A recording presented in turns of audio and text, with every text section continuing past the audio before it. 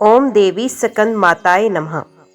सकंद माता महादेवी के नवदुर्गा रूपों में पांचवा है। उनका नाम सकंद से आया है, जो युद्ध के देवता कार्तिकेय और माता का एक वैकल्पिक नाम है, जिसका अर्थ है माँ। नवदुर्गा में से एक के रूप में सकंद माता की पूजा नवरात्रि के 5वें दिन में की जाती है। सकंद माता 4 भुजाओं वाली, 3 आंखों वाली और शेर पर सवारी करने वाली हैं। उनका एक हाथ भय निवारक अभय मुद्रा स्थिति में है, जबकि दूसरे हाथ में वे अपने पुत्र सकंद के शिशु रूप को अपनी गोद में रखती हैं। उनके शेष दोनों हाथों में आमतौर पर कमल के फूल पकड़े हुए दिखाई गए हैं। उनका रंग गोरा है और चूंकि उन्हें अक्सर कमल पर बैठे हुए चित्रित किया जाता है, इसलिए उन्हें कभी कभी पद्मासनी भी कहा जाता है। ऐसा माना जाता है कि वे भक्तों को मोक्ष, शक्ति, समृद्धि और खजाने से पुरस्कृत करती हैं। वे अनपढ़ को भी अथाह ज्ञान प्रदान कर सकती हैं, यदि वे उसकी पूजा करें। सूर्य के समान तेज धारण करने वाली सकंद माता अपने भक्तों की सभी मनोकामनाएं पूर्ण करती हैं। जो निस्वार्थ भाव से उनके प्रति समर्पित है, वे जीवन की सभी सिद्धियां और खजाने प्राप्त कर लेता है। सकंद माता की पूजा से भक्त का हृदय पवित्र हो जाता है। इनकी पूजा करते समय भक्त को अपनी इंद्रियों और मन पर पूर्ण नियंत्रण रखना चाहिए। उसे स्वयं को सांसारिक बंधनों से मुक्त कर लेना चाहिए और एकनिष्ठ भक्ति से उनकी पूजा करनी चाहिए। इनकी पूजा से दोगुना फल मिलता है। जब भक्त उनकी पूजा करता है तो उसकी गोद में उसके पुत्र भगवान सकंद की पूजा स्वचालित रूप से हो जाती है। इस प्रकार भक्त को भगवान सकंद की कृपा के साथ साथ स्कंद माता की कृपा भी प्राप्त होती है। यदि कोई भक्त स्वार्थ रहित होकर उनकी पूजा करता है तो माँ उन्हें शक्ति और समृद्धि का आशीर्वाद देती हैं। सकंद माता की पूजा करने वाले भक्त दिव्य तेज से चमकते हैं। उनकी पूजा अंततः मोक्ष के लिए अनुकूल है। उन्हें नियमित रूप से अग्नि की देवी के रूप में जाना जाता है। ओम देवी सकंद माताए नमः। अभी आपके सामने श्री दुर्गा सप्तशती के 5वें दिन में पढ़े जाने वाले अध्याय 7 और 8 को आपके सामने प्रस्तुत किया जाएगा। उम्मीद करती हूँ कथा का पूरा फल लेने के लिए आप कथा को शुरू से लेकर अंत तक जरूर श्रवण करेंगे। ओम देवी सकंद माताए नमः। माँ दुर्गा के 5वें स्वरूप को सकंद माता कहा जाता है। ये भगवान सकंद कुमार कार्तिकेय के नाम से भी जाने जाते हैं। इन्हीं भगवान सकंद अर्थात कार्तिकेय की माता होने के कारण माँ दुर्गा के इस 5वें स्वरूप को सकंद माता के नाम से जाना जाता है। इनकी उपासना नवरात्रि पूजा के 5वें दिन की जाती है। इस दिन साधक का मन विशुद्ध चक्र में स्थित रहता है। इनका वर्ण शुभ्र है। ये कमल के आसन पर विराजमान है, इसलिए इन्हें पद्मासन देवी भी कहा जाता है। इनका वाहन सिंह भी है। नवरात्र पूजन के 5वें दिन का शास्त्रों में पुष्कल महत्व बताया गया है। इस चक्र में अवस्थित रहने वाले साधक की समस्त बाह्य क्रियाएं एवं चित्त वृत्तियों का लोप हो जाता है। श्री दुर्गा सप्तशती अध्याय 7 चंडमुंड का वध। ओम देवी स्कंद माताए नमः। ऋषि बोले, दैत्यराज शुंभ की आज्ञा पाकर चंडमुंड चतुरंगिणी सेना को साथ लेकर देवी दुर्गा से युद्ध करने तथा उसे बंदी बनाने के लिए चल दिए। हिमालय पर्वत पर पहुंचकर उन्होंने देवी को अपने वाहन सिंह पर बैठी हुई देखा।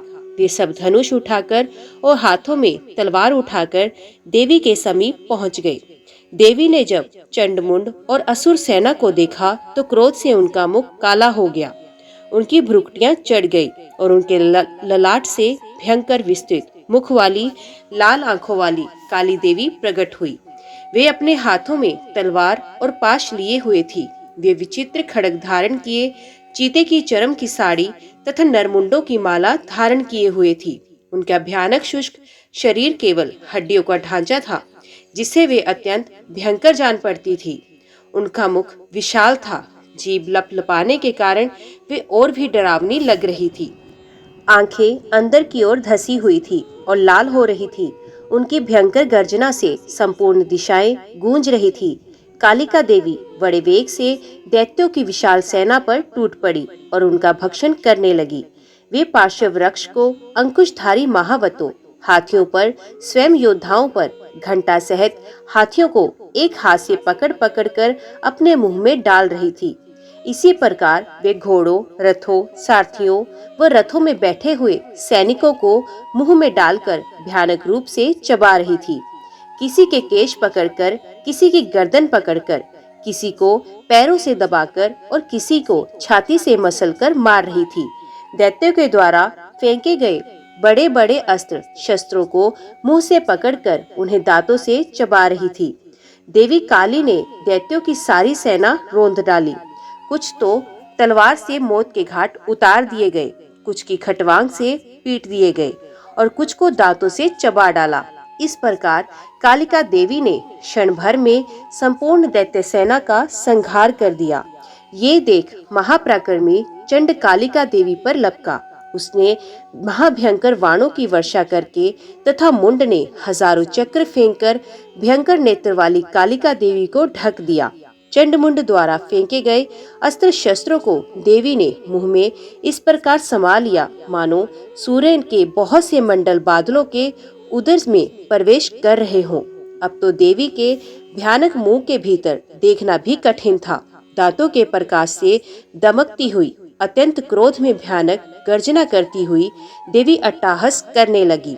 देवी ने बहुत बड़ी तलवार लेकर हंग का उच्चारण करके चंड पर धावा किया और उसके केश पकड़कर उसी तलवार से उसका मस्तक काट लिया। चंड को मरा देख क्रूर मुंड असुर भी देवी की तरफ दौड़ा तो क्रोधित देवी ने उसे भी तलवार से मौत के घाट उतार दिया। चंड मुंड के मारे जाने पर शेष असुर सेना भय से व्याकुल होकर युद्ध क्षेत्र से पलायन कर गई। इसके बाद कालिका देवी ने चंडमुंड के सर हाथ में लेकर अट्टहास करती हुई देवी चंडिका के पास पहुंचकर बोली, लो चंडमुंड के सिर, मैंने महापशु दैत्य चंडमुंड को मार दिया है। अब तुम इसे युद्ध में शुंभ निशुंभ को मौत के घाट उतारना। मेघा ऋषि बोले, चंडमुंड के सरों को कालिका देवी के हाथों में देखकर देवी चंडिका बोली, हे देवी, तुम आज से इस संसार में चामुंडा देवी के नाम से विख्यात हो जाओगी। जय माँ भगवती, जय माँ सकन माता। श्री दुर्गा सप्तशती अध्याय 8 रक्त बीज का वध। मेधा ऋषि बोले, चंडमुंड के मारे जाने पर तथा बहुत सी सेना के मारे जाने से शुंभ ने क्रोध में भरकर सारी असुर सेना को तैयार होने का आदेश दिया। उसने कहा, आज उदयुद्ध नाम के 86 दैत्य सेनापति अपनी सेनाओं के साथ युद्ध के लिए प्रस्थान करे। कंबू नाम के दैत्य के 84 सेनापति नायक अपनी वाहिनी से घिरे हुए प्रस्थान करे। कोटवीर्य नामक 50 सेनापति और धूम्रकुल नाम के 100 सेनापति भी युद्ध के लिए प्रस्थान करे। काल का दोहर्द मयूरवंशी तथा कालवंशी असुर युद्ध के मैदान में पहुँचे, ये मेरी आज्ञा है। इस प्रकार राजा शुंभ भी स्वयं बहुत बड़ी सेना लेकर युद्ध के लिए चला। चंडिका देवी ने देखा कि शुंभ भयानक सेना लेकर आ रहा है, तो उन्होंने अपने धनुष से टंकार करके पृथ्वी और आकाश के मध्य भाग को गुंजा दिया। उनके सिंह ने भी महान गर्जना की। चंडिका ने अपना घंटा बचाकर नाद दूना कर दिया, जिससे कालिका का मुंह और बढ़ गया। धनुष की टंकार, सिंह की गर्जना और घंटे की आवाज से इतना शोर गुंजार हो गया कि चारों दिशाएं परिपूर्ण हो गई। इस तुमुल नाद को सुनकर दैत्यों की सेना ने चंडिका देवी, वाहन शेर और कालिका देवी को चारों ओर से घेर लिया। हे राजन, ऋषि बोले, इस अवसर पर दैत्यों के विनाश के लिए ब्रह्मा, विष्णु, शिव, कार्तिकेय, इंद्र आदि देवताओं की शक्तियां उनके शरीरों से निकलकर उन्हीं रूपों से चंडिका देवी के पास आ गई। सबसे पहले हंस युक्त विमान पर सवार कमंडलू से सुशोभित ब्रह्मा जी की शक्ति उपस्थित हुई, जिसे ब्रह्माणी कहते हैं। महेश्वर की माहेश्वरी शक्ति वृषभ पर सवार होकर त्रिशूल धारण किए हुए आई। मोर पर आरूढ़ होकर हाथ में शक्ति लिए कार्तिकेय जी की शक्ति उन्हीं का रूप धारण करके आई। भगवान विष्णु की शक्ति गरुड़ पर सवार होकर शंख, चक्र, गदा, शारंग, धनुष तथा हाथ में खड्ग लिए हुए आई। श्री हरि की शक्ति वाराही, वाराह का शरीर धारण करके आई। नरसिंह जी की शक्ति नरसिंगी, के समान शरीर धारण कर वहां पहुंची।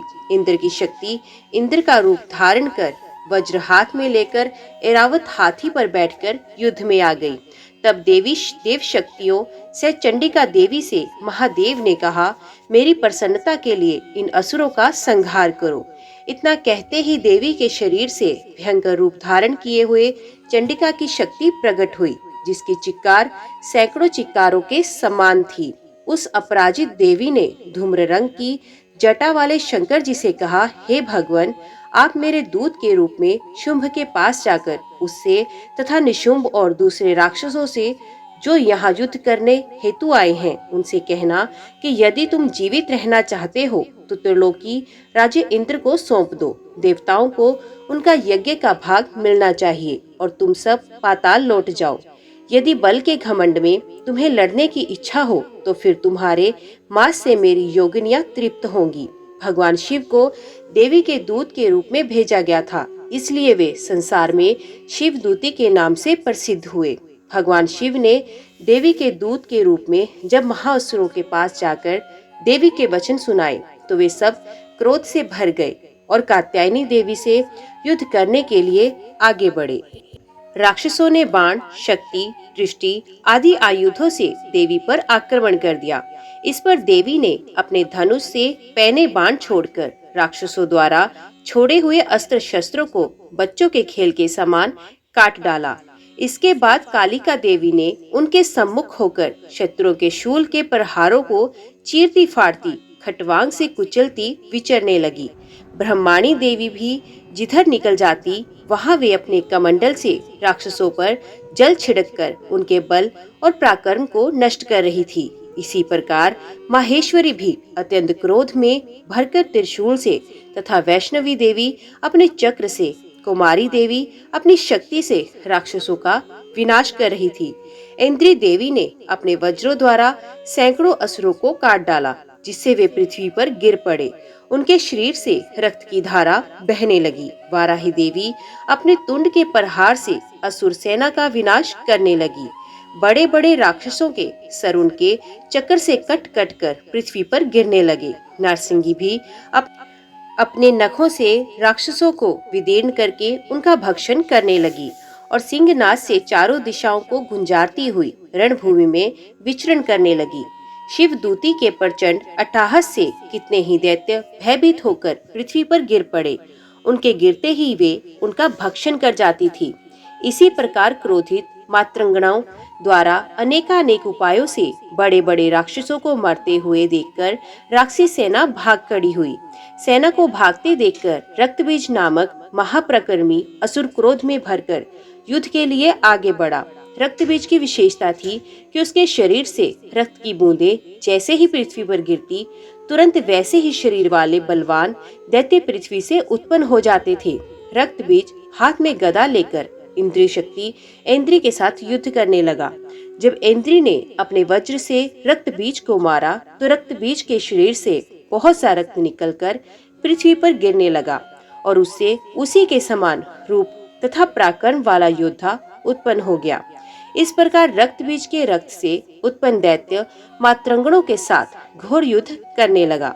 इस पर देवी ने वज्र प्रहार से रक्तबीज का सर काट दिया तो उसके शरीर से जो रक्त बहा उससे हजारों राक्षस पैदा हो गए।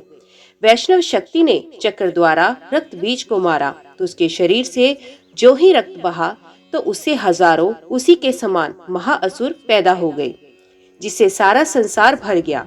इससे देवता भयभीत हो गए। देवताओं को डरा हुआ एवं उदास देखकर तब चंडिका देवी ने काली देवी से कहा, हे चामुंडे, तुम अपना मुख विस्तार से फैला लो। मेरे शस्त्र प्रहार से गिरते हुए रक्त को अपने मुख से पीती जाओ।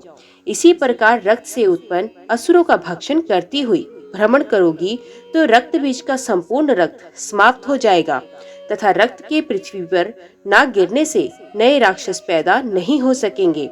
इस तरह काली देवी को समझाकर देवी दुर्गा ने रक्त बीज पर त्रिशूल से प्रहार किया। तत्काल ही देवी काली ने रक्त बीज के रक्त को अपने मुख से पी लिया। उसी समय रक्त बीज ने देवी चंडिका पर गदा से प्रहार किया, परंतु उसके प्रहार का देवी पर कुछ भी असर नहीं हुआ। रक्त बीज के शत विशत शरीर से बहुत सा रक्त बहने लगा, परंतु उसके रक्त को पृथ्वी पर गिरने से पहले ही काली ने उसे अपने मुंह में ले लिया। तदंतर देवी चंडिका ने रक्त बीज को वज्र, बाण, खड़ग तथा रिष्ट इत्यादि से मार डाला। इसी प्रकार रक्तहीन होकर रक्त बीज पृथ्वी पर गिर पड़ा। रक्त बीज के पृथ्वी पर गिरते ही वे रक्तहीन हो जाने के कारण मर गया। रक्त बीज के मरते ही देवता अत्यंत प्रसन्न हुए। मातृ शक्तियां उन महाअसुरों का रक्त पी पी कर मदोमत होकर नाचने लगी। जय माँ भगवती, जय माँ सकन माता। आज की वीडियो में इतना ही। उम्मीद करती हूँ वीडियो आपको पसंद आई होगी। वीडियो पसंद आई हो तो वीडियो को लाइक और चैनल को सब्सक्राइब जरूर कीजिएगा। जय माता दी लिखकर कमेंट बॉक्स में अपनी हाजिरी और अपने सुझाव देना ना भूलिएगा। तो मिलते हैं अगले अध्याय के साथ। तब तक के लिए देखते व सुनते रहिए। जय माँ कंजक, जय माता दी।